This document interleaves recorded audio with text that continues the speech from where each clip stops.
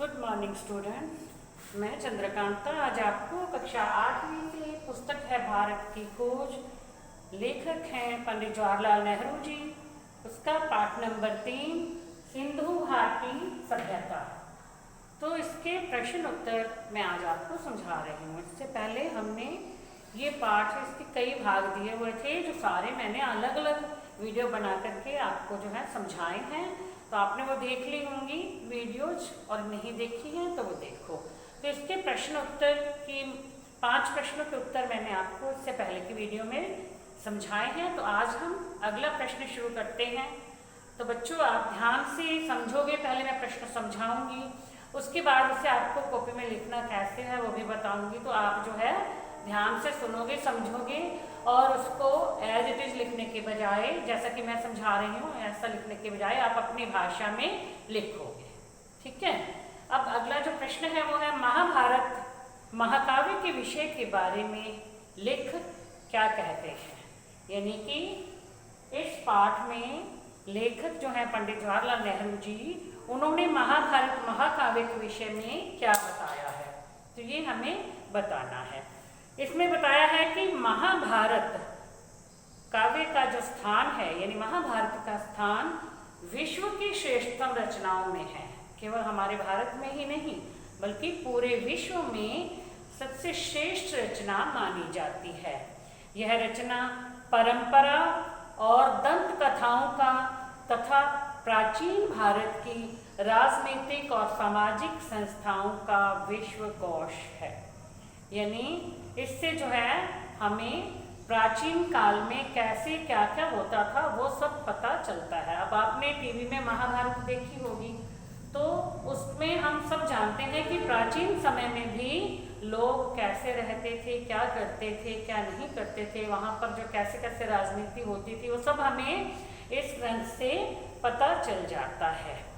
महाभारत में हिंदुस्तान की बुनियादी एकता पर भी बल देने की कोशिश की गई है। भी लोग कैसे जो है आपस में एक होकर के रहें, इस बात को भी बताया गया है। यह विशाल गृह युद्ध महाभारत भारत पर एकाधिकार स्थापित करने के लिए लड़ा गया था। अब ये गृह युद्ध था, यानी घर के लोग जैसे आपस में परिवार के सदस्य ही लड़ रहे थे। अब दोनों जो भाई हैं पांडु और जो कौरव थे, पांडव और कौरव, तो दोनों जो हैं पांडव 5 भाई थे, कौरव भी 100 भाई थे। तो ये आपस में ही लड़ते थे। किस लिए लड़े थे? मतलब राज्य प्राप्त करने के लिए। कौरव क्या चाहते थे? दुर्योधन चाहता था कि मैं सुई की नोक के बराबर भी राज्य जो पांडवों को नहीं दूंगा। तो और पांडव जो है वो तो बहुत कम राज्य लेकर के भी जो है संतुष्ट हो रहे थे, लेकिन उसने उन्हें नहीं दिया। तो इसलिए ये युद्ध लड़ा गया था।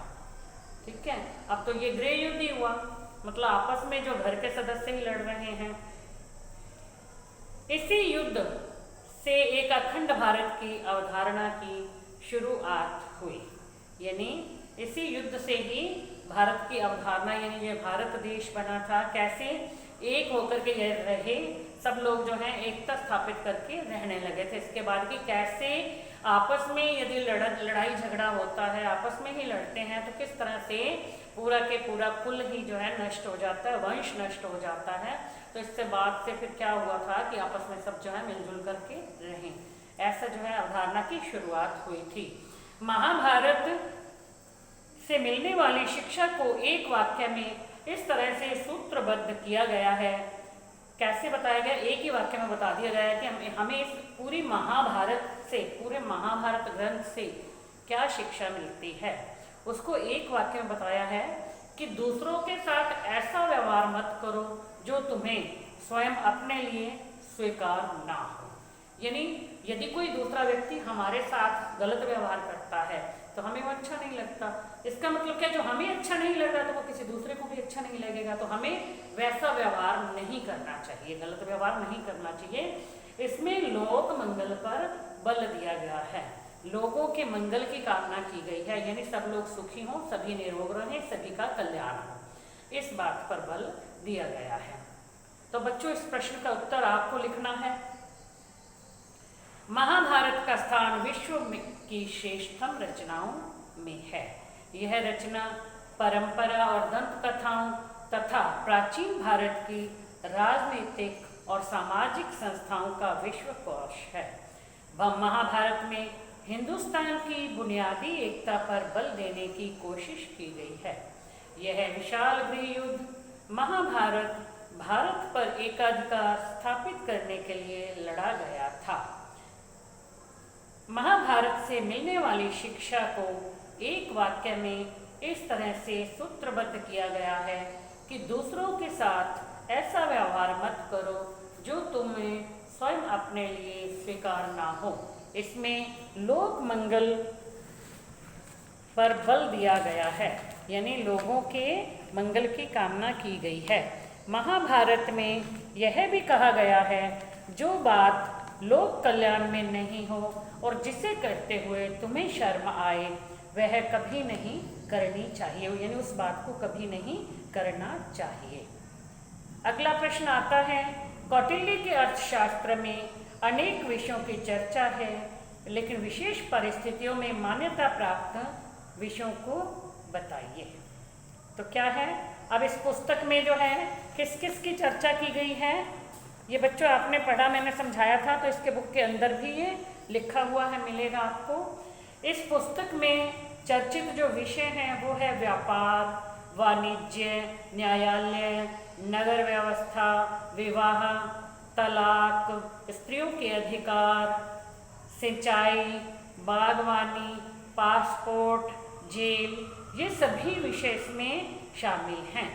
लेकिन इसमें विधवा विवाह को मान्यता दी गई है तथा विशेष परिस्थितियों में तलाक को भी मान्यता दी गई है। अगला प्रश्न है, भगवत गीता आज की परिस्थितियों में मनुष्य का मार्गदर्शन किस प्रकार करती है? भगवत गीता, अब गीता जो है कब लिखी गई है, मतलब इस काव्य का आरंभ कब हुआ था? महाभारत के युद्ध के समय जब अर्जुन और श्री कृष्ण के बीच में बातचीत होती है तो उस समय ये गीता लिखी गई थी, यानी इस गीता का उपदेश श्री कृष्ण ने अर्जुन को दिया था, क्योंकि अर्जुन जो है युद्ध करने के लिए इस दुविधा में थे कि अपने ही परिवार के लोगों से, यानी अपने ही भाइयों से युद्ध हो रहा है तो इसमें बहुत मारकाट होगी, तो अपने ही परिवार का नुकसान होगा, और इसलिए वो थोड़ा सा दुविधा में थे कि इस युद्ध को करें या ना करें, युद्ध लड़ें या ना लड़ें। तब श्री कृष्ण ने उन्हें उपदेश दिया था, उसी को जो है गीता में लिखा गया। तो इसका आरंभ जो कब हुआ था? महाभारत के समय में अर्जुन को श्री कृष्ण ने जो उपदेश दिए थे, यानी उनके आपस में जो बातचीत हुई थी उसमें। इसमें मनुष्य के विकास के 3 मार्गों ज्ञान, कर्म और भक्ति के बीच तालमेल बिठाने की कोशिश की गई है। 3 बातों के बारे में बताया गया है, ज्ञान, कर्म और भक्ति।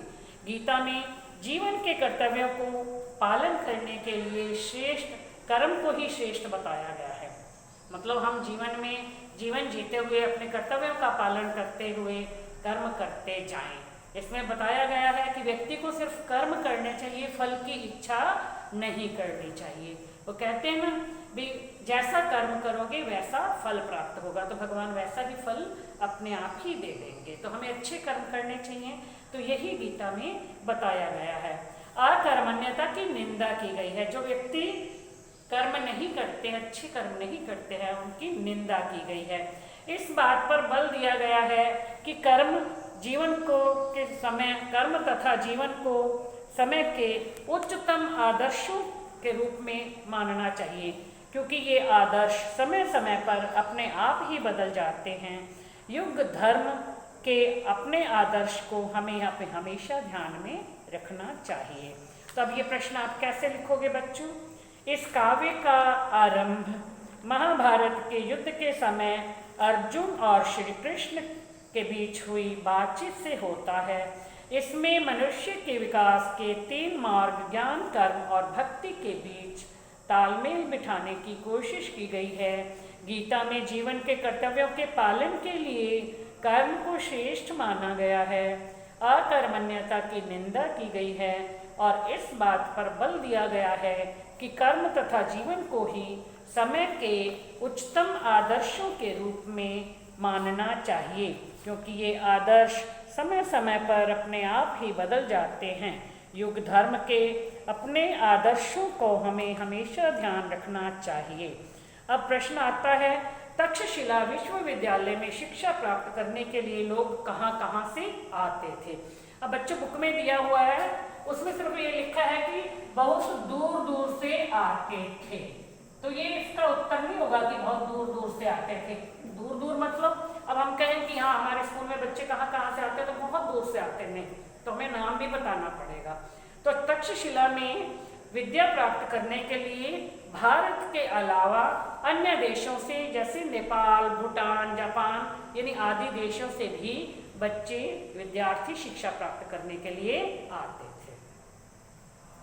अगला प्रश्न है, अशोक कौन था, उसे युद्ध से विरक्ति क्यों हो गई थी। अशोक एक महान शासक तथा बहुत बड़ा निर्माता माना जाता है। अशोक कौन था, शासक तथा निर्माता। निर्माता मतलब कि उसके समय में बहुत से स्तूपों का निर्माण भी हुआ है। अब जैसे सांची का स्तूप है, उसका निर्माण अशोक के समय में ही हुआ था। तो क्या है, अशोक में एक महान शासक तब बहुत बड़ा निर्माता माना जाता है। अब उन्हें युद्ध से विरक्ति क्यों हो गई थी, क्योंकि कलिंग युद्ध में यानी कलिंग को अपने राज्य में मिलाने के लिए उसने जब युद्ध किया था, तो उसमें बहुत बड़ी सेना को जो मृत्यु के घाट उतार दिया गया था। तो उस युद्ध में हुई मारकाट को देखकर जो है अशोक बड़े परेशान हो गए और उन्हें युद्ध से विरक्ति हो गई। युद्ध से विरक्ति मतलब उन्होंने हमेशा के लिए युद्ध करना छोड़ दिया तथा बौद्ध धर्म को अपना लिया। ठीक है, अब क्या बना, ये इस प्रश्न का उत्तर कैसे लिखोगे। अशोक एक महान शासक तथा बहुत बड़ा निर्माता माना जाता है। कलिंग युद्ध में अशोक की सेना जीत गई, लेकिन भयंकर कत्लेआम को देखकर यानी भयंकर हुई मारकाट को देखकर अशोक को बहुत पछतावा हुआ और उन्होंने युद्ध करना हमेशा के लिए छोड़ दिया तथा बौद्ध धर्म को अपना लिया। तो बच्चों, ये थे पाठ नंबर 3 के प्रश्न, जिनके उत्तर मैंने आपको समझा दिए हैं। तो आप ये प्रश्न जो है अपनी नोटबुक में लिखोगे भी और याद भी करोगे। Thank you.